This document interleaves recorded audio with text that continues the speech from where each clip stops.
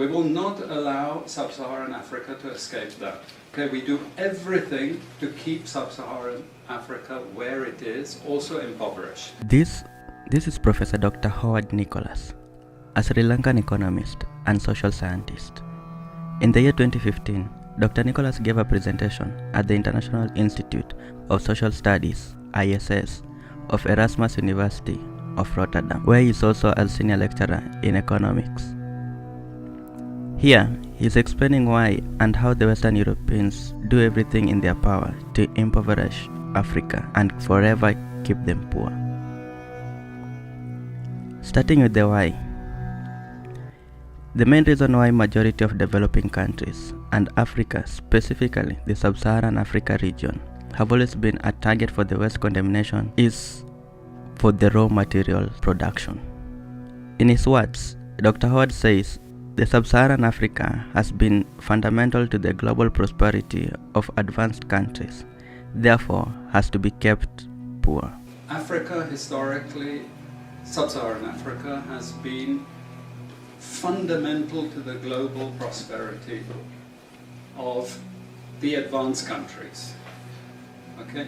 And Africa had a role to play. It has a role as a raw material producer. We will not allow Sub-Saharan Africa to escape that.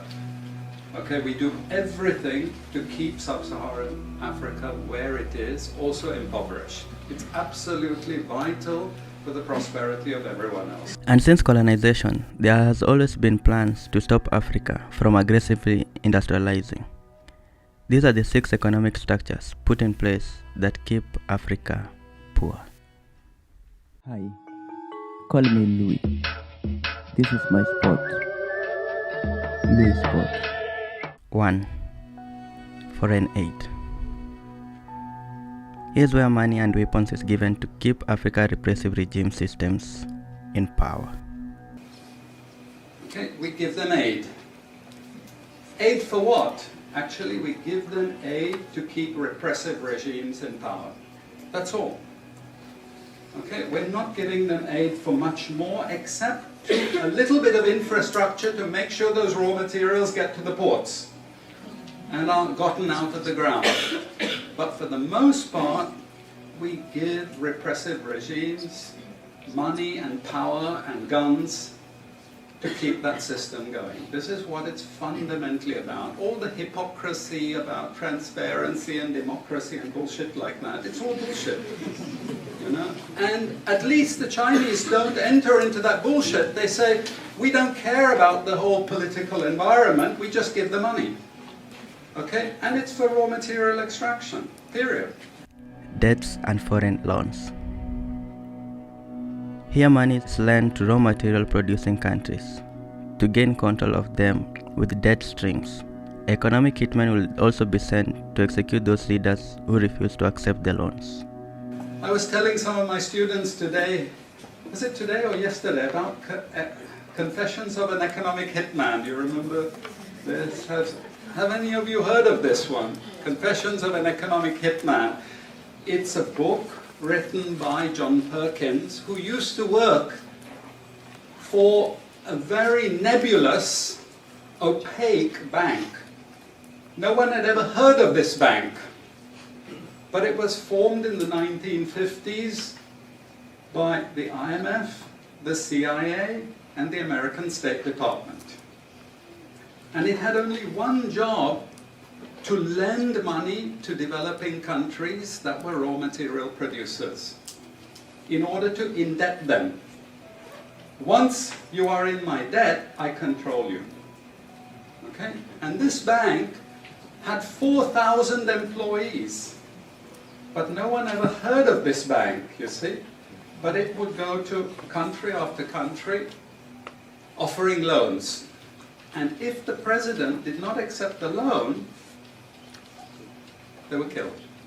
And he gives 2 examples of presidents who were killed when they did not accept the loan.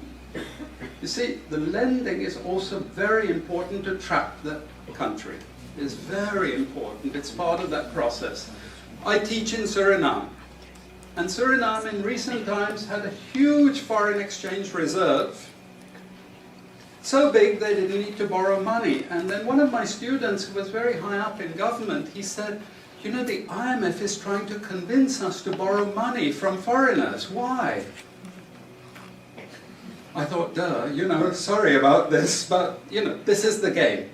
And in the end, Suriname did borrow this money because the IMF said, if foreigners lend to you, then everyone will think Suriname is such a strong economy that foreigners are interested in lending to you. You understand? Before Lula came to power, you know, the previous president in Brazil, Cardoso, his predecessor, took a gigantic international loan. No necessity for taking the loan. Why? Because once I catch you with the debt strings, I hold you forever. You are my prisoner. Okay, so debt has been this huge spider's web which has trapped sub-Saharan Africa and keeps them held there. Aid, debt. Monopoly buying structures. Here, few Western multinationals will collude between themselves and set to buy major raw materials while also setting the standards of what they need. From here, this corporation will have control and keep the prices extremely low. This is for all raw materials and basic agricultural goods produced by developing countries. There are only 4 or 5 Western multinationals that buy all those goods. And they collude between them. So if you take any major product, these Western multinationals, they collude between them. Even if we go down to banana production, we had a PhD done here at the ISS, and the person showed that the 4 or 5 major multinationals, they collude, and in order to make sure their control is total, what they do is they force all the producers to produce the same uniform banana. You know, the crap you buy in the West and has no taste at all. You go to any developing country, you know how a banana tastes, don't you? There's so many of them, lots of varieties, but we only market 1 or 2 types, so we have control, you see. If you don't produce at the price I want you to produce, I go to the next country. You see, we get control. So these buyers, they impose that control, and they keep pushing the prices down and down and down. Okay, this is the game. No one says anything about it. There are no commissions of inquiry to say, this is illegal, what you're doing. The WTO has nothing to say about this. But sorry to say, you know, if banana prices rose 10 times, especially for people like me who love bananas, okay, I protest. I like my living standards. Okay, it's the same with all the other raw materials, you see. We're all benefiting, we're complicit. We're actually complicit in this because we will protest and shout out if the situation ever changed. International economic institutions. Here the rich create the institutions to explicitly control the poor countries by keeping them producing raw materials, making sure they have recurrent balance of payment problems. IMF, World Bank, WTO. We always think evil creatures, horrible. It's not. It's just economics. It's economic warfare. The rich declare war on the poor. It happens everywhere. It happens in a country. The rich control the government. Of course they do. You really believe you have democracy? Come on. You know, I mean, grow up. This is not about people living in democratic systems. What we have is the rich control. The rich set up these institutions explicitly to control the poor countries. And they don't give them much room for maneuver. Which incidentally, when the IMF starts talking of poverty alleviation, you should also understand that there's another game there also starting to play, which I'm going to come back to later. But what do these institutions do? What does the IMF do? What is structural adjustment about? It's about making sure countries keep producing what we want them to produce. We make sure they have recurrent balance of payments problems. You notice these countries never get out of balance of payments problems. You notice that? Whereas countries that never took IMF support are always out of balance of payments problems. But the countries that are continuously getting advice and support by the IMF, they're always in balance of payments problems. Why? Because that's the way we keep our stranglehold on them. Destruction of food self-sufficiency. Started by colonialization and continued by World Bank. Once one has control of your food supply, he has control over you. Colonization started it. Okay? One of the most important things is we destroy food self-sufficiency. Okay? And the World Bank continued it. They forced most countries to eliminate all food subsidies and food support. Okay? Because once you don't produce your own food, I increase my control over you. How do we know this? Well, very funny thing happened some years ago. Not so funny, actually. It involved starvation of a large number of people in Malawi. Okay? Many of you could remember this because it was really tragic. But the Malawian finance minister, who was under terrible threat at the time, suddenly broke ranks and he said, well, you know why we had this famine? Because one of the conditions of the loan given by the World Bank was we destroyed all our grain surplus stocks. Why? Because remember, we want you dependent. 1970s, the US Senate, the US Congress said, we will not allow Latin America to produce their own food. We will start a strategy involving the IMF and the World Bank to destroy food self-sufficiency of Latin America. Then they will indeed be our true backyard. And that's exactly what they've done. Look at all the Latin American countries. Look at them. They used to be food self-sufficient, but they're no longer food self-sufficient. Now here comes the kicker. This is the beautiful part of it. I congratulate them. You know, I admire them because they do it so well.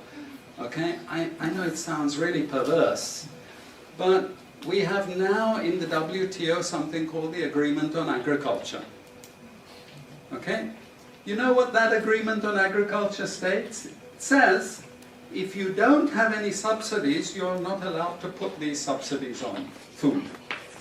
But if you have subsidies and income support for food production, you can keep them. Who has all the subsidies and income support? US, Europe. The largest budgets in the world for supporting their farmers are Europe and US. But the World Bank and IMF have destroyed all those subsidies. You see, all those subsidies have been destroyed. And now we're telling these countries, you don't have subsidies, tough luck. You know? You see, we're keeping them dependent. We're keeping them on a string. Poor school curriculums. Destructive Western curriculums, such as Doctrine of Comparative Advantage, which teach Africa's destiny is to produce raw materials, and the new institutional economics that also been set to blame the victims. You see, we teach, in many cases, garbage. And it doesn't hurt anyone, a lot of this garbage. You know, it's just blah, blah, blah, blah, blah. And we don't know what we have learned, but anyway, we were there at the university and you got a certificate and you go away and you feel you've learned something. But sometimes we teach very destructive things. And no more important than when we're teaching people from developing countries. Okay, and one of those very damaging and destructive things is the doctrine of comparative advantage. It's a lie from beginning to end. It's utter crap. It has been decimated many times, but we keep it in every curriculum. Why? Because it tells sub-Saharan African countries that their destiny is to produce raw materials, you see. And if you produce raw materials, you get rich just like we are in the West. You see, this is the game we're playing. And just for you to be totally confused, we normally build models with it, mathematical models, so you really have no idea what we're talking about. But it seems all very scientific. Then we have the modern version of this is because it's all a failure, we know it's a failure, we now have a new generation of economists saying, it's only a failure because you're all corrupt in your countries. We call that new institutional economics. You've all probably learnt it all, but you didn't know why they invented it. It was invented to tell you the same thing. You should keep producing raw materials. Now, don't be as corrupt as you were before. Nobody ever told you that aid was designed to actually start the corruption process in the first place. Okay, and we need corruption to make sure you're doing all these things. But now we blame the victim. You're poor because it's your fault, basically. And you're poor, stupid, and corrupt, basically. This is the message that we're giving people. Alright guys, so that's it for this video. As usual, the entire presentation will be on my Patreon account just for archive purposes, so be sure to check it out. Anyway, give this video a thumbs up if you liked it, comment if you have anything to say in the section below, and share. Also, make sure to subscribe to this channel if you're new and want more videos like this. Until next time, peace out.